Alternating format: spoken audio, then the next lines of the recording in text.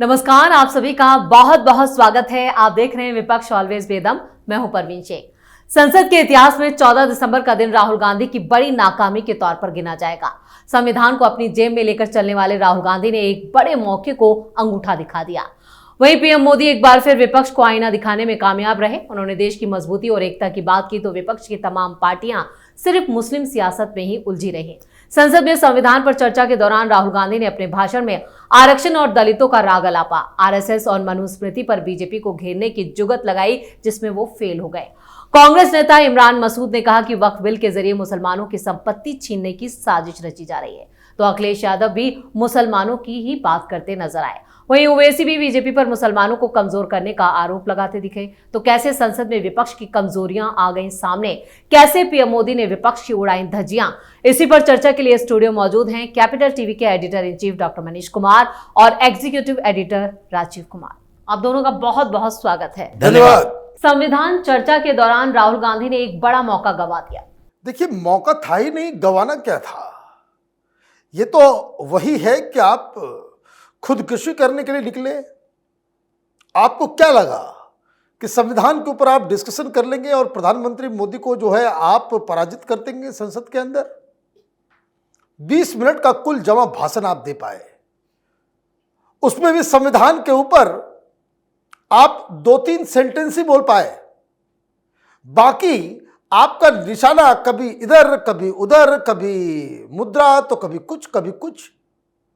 एकलव्य की कहानी सुनाने के लिए आपने संविधान के ऊपर डिबेट, और ये आप बैल मुझे मार वाली कहानी हो गई। किसी ने कहा नहीं, ये राहुल गांधी के ट्विटर्स ने समझाया कि संविधान के ऊपर घेरते हैं। तो आपने ललकारा शेर को तो शेर ने दहाड़ दिया, पूरी मट्टी पलित कर दी। कल आप देखिए, आप संविधान बचाने के लिए और संविधान का एक नैरेटिव क्रिएट करने के लिए आपने बहस की शुरुआत की। खुद जाकर के कहा कि संविधान के ऊपर बहस होना चाहिए, और प्रधानमंत्री मोदी ने क्या किया? आपके परदादा से लेकर के, दादी से लेकर के, पिता से लेकर के, मां से लेकर के कांग्रेस की जितनी भी सरकारें थी, उसका पूरा कच्चा चिट्ठा कायदे से खोल के रख दिया कि हिंदुस्तान के अंदर जब भी संविधान के ऊपर कुठाराघात हुआ, उसके लिए गांधी परिवार जिम्मेदार है। आप ये समझिए, गांधी परिवार को ही इन्होंने टारगेट पे ले लिया और आपने मौका दिया। तो किस तरीके से संविधान की रक्षा भारतीय जनता पार्टी ने की, उसका बखान भी कर दिया। संविधान के जरिए किस तरीके से इन्होंने अलग अलग योजनाएं लगाई, कैसे कैसे इन्होंने काम किया, आपने मौका दिया।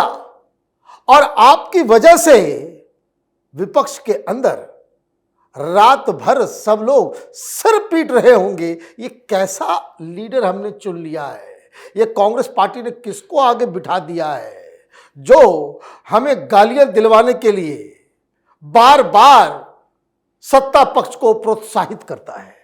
बिल्कुल। तो संसद में जिस तरह से विपक्ष की फजीयत हुई है, एक तरह से सारी कमजोरियां एक एक करके खुलकर सामने आ गई। राहुल गांधी क्या, अखिलेश यादव ने भी अपनी भद पिटवाई। देखिए, अखिलेश यादव की जब भद पिटनी थी, जिस तरीके से वो इन मुद्दों पर कांग्रेस के पीछे पीछे और अपने वोट बैंक पॉलिटिक्स के लिए चलते हैं, ये दोनों आधार उनके जमीन को खिसकाने वाला है। जैसा अगर आपको ये समझ नहीं आ रहा कि संविधान पर सबसे बड़ा कुठाराघात करने वाली पार्टी कांग्रेस, उसकी फजीहत होगी और आप उस लाइन लेंथ पर चलोगे तो आपकी भी फजीहत होगी। जैसा पीएम मोदी ने कहा कि बहुत सारी पार्टियां हैं जिनके मुखिया ये इमरजेंसी के समय में जेल में थे, आज राजनीतिक मजबूरियों के कारण उधर बैठे हुए हैं। आपको ऐसे समय में अपने स्वतंत्र विचार रखना चाहिए। कम से कम ये तो दिखाना चाहिए कि हमारी पार्टी है, ये नहीं दिखाना चाहिए कि हमारी पिछलग्गू पार्टी है, हम गठबंधन में हैं तो हम पूरे मजबूर हैं। जिस तरीके से एक मुद्दे पर आपने अपने मुस्लिम वोट बैंक के लिए राजनीति करने की कोशिश की और संविधान पर चर्चा में अल्पसंख्यकों के अधिकारों की बात की कि अल्पसंख्यकों के अधिकार मुस्लिम समुदाय के अधिकार छीने जा रहे हैं इस सरकार के अंदर। तो कौन सी सरकार है जिसने मुसलमानों को ज्यादा अधिकार दिया? उसमें भी आप फंस गए, क्योंकि ये तो अभी जिस तरह का नैरेटिव क्रिएट किया जा रहा है ये लोग कर रहे हैं तो भारतीय जनता पार्टी भी कर रहे हैं। और संसद के अंदर चूंकि सम्मानित तरीके से बात की जाती है, उसमें अमर्यादित भाषा नहीं यूज की जा सकती, तो पीएम मोदी ने सम्मानित तरीके से कहा कि देखो यही पार्टियां हैं जिसने धर्म के आधार पर रिजर्वेशन की बात की। क्यों? अपने वोट बैंक को सुरक्षित रखने के लिए। अब ये जो बार बार डेमोग्राफिक चेंज की बात हो रही है, संविधान में संशोधन करके ये मुसलमानों को रिजर्वेशन देने की बात हो रही है, इससे क्या अखिलेश यादव बच जाएंगे या राहुल गांधी बच जाएंगे? ये संविधान पर चर्चा में कम से कम ये तो विपक्ष के पास होना चाहिए कि संविधान की बात कर रहे हैं तो कांग्रेस संविधान के निर्माण के समय की व्यवस्थाओं के साथ आगे की बात करे कि संविधान को बचाए रखने के लिए हमें भी प्रयास करना चाहिए, जो कंस्ट्रक्टिव काम होता। और विपक्ष को अपने तरीके से अपनी पार्टियों ने, उनकी पार्टी ने इस संविधान की सुरक्षा के लिए, लोकतंत्र के लिए क्या किया है उसकी चर्चा करनी चाहिए थी। लेकिन अगर संसद में अपना एजेंडा संसद के बाहर वाला चलाओगे तो यही फजीहत होगी, जैसा कि आज इन सारी पार्टियों की फजीहत हुई है। बिल्कुल, राहुल गांधी की सबसे ज्यादा फजीहत हुई जिस तरह से अनुराग ठाकुर का भी बयान सामने आया। अनुराग ठाकुर ने कहा कि संविधान पढ़ा ही नहीं, 2 पन्ने भी पढ़ लेते तो काफी होता। बिल्कुल सही बात है। गांधी परिवार की इन दोनों, राहुल गांधी, प्रियंका वाड्रा, पिछले 2 दिनों में इन्होंने अपने आप को पूरी तरीके से एक्सपोज कर दिया कि इनको भारत की संस्कृति, इतिहास, मिथ, फोकलोर, इसका कुछ ज्ञान ही नहीं है।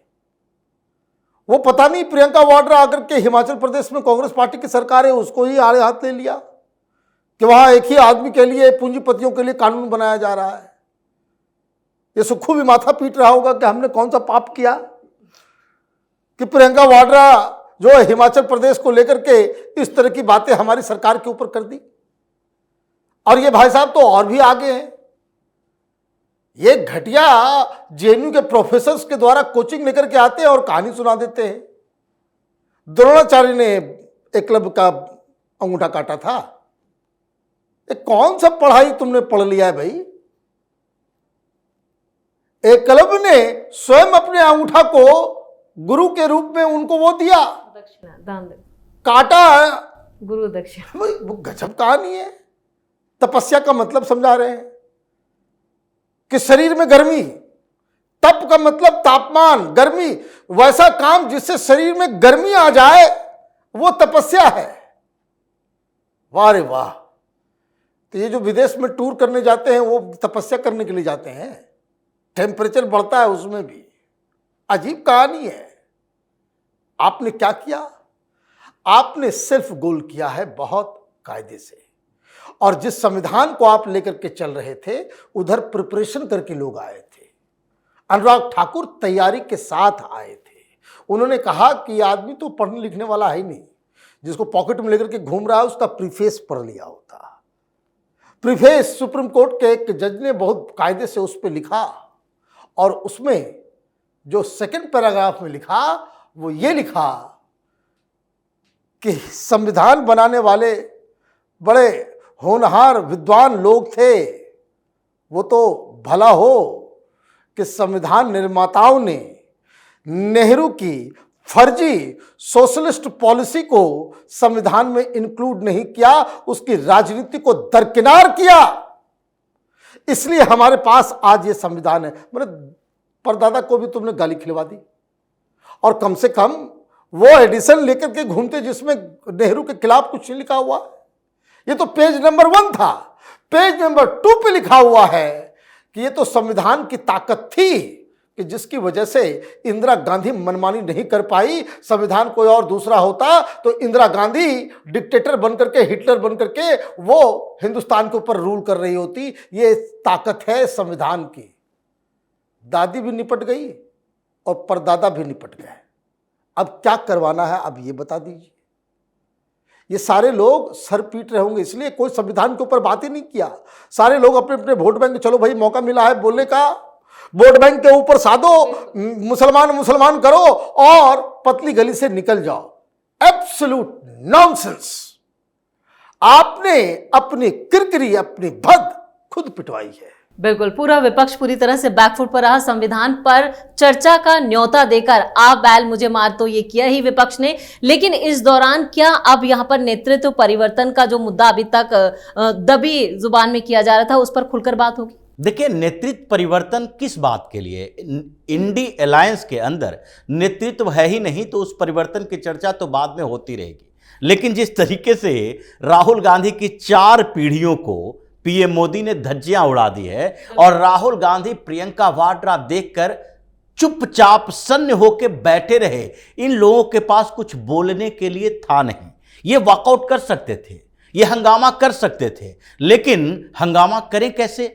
हंगामा करने से पहले पीएम मोदी बोल दिया करते थे, देखो भाई, हम तो संविधान से इतर कोई बात ही नहीं कर रहे, हम संविधान की चर्चा कर रहे हैं कि संविधान निर्माण के समय नेहरू ने क्या किया, संविधान निर्माण के समय नेहरू की चिट्ठी किस बात के लिए थी, संविधान के धज्जियां कैसे इस पार्टी ने उड़ाई, उसके बाद जितने संशोधन हुए वो डिस्ट्रक्टिव संशोधन कांग्रेस की सरकारों ने की। और इन लोगों ने जब सोचा कि नहीं नहीं, अब इस पर घेरना जरूरी है कि संविधान संशोधन तो हर पार्टी की सरकार में हुई है, तो पीएम मोदी भी इस बात के लिए घिर जाएंगे कि आपने भी तो संविधान का संशोधन किया। लेकिन कंस्ट्रक्टिव और डिस्ट्रक्टिव में अंतर इन लोगों को पता नहीं लगता, इसलिए राहुल गांधी जो बोलते हैं वो उनको समझ नहीं आता कि वो डिस्ट्रक्टिव पॉलिटिक्स कर रहे हैं। चाहे अमेरिका में जाकर बोलें या यूरोप में जाकर बोलें या मुलाकात करें या उन लोगों के साथ उठना बैठना इनका हो जो हिंदुस्तान को तोड़ने की कोशिश करते हैं। राहुल गांधी का भाषण केंद्रित किस पर था?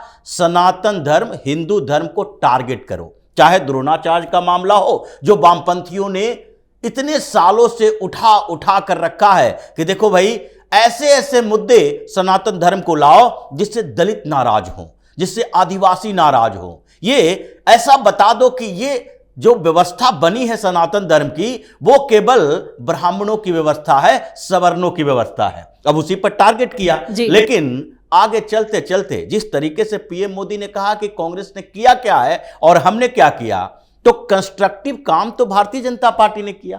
मोदी ने कहा कि हम भी संशोधन किए हैं। किसके लिए?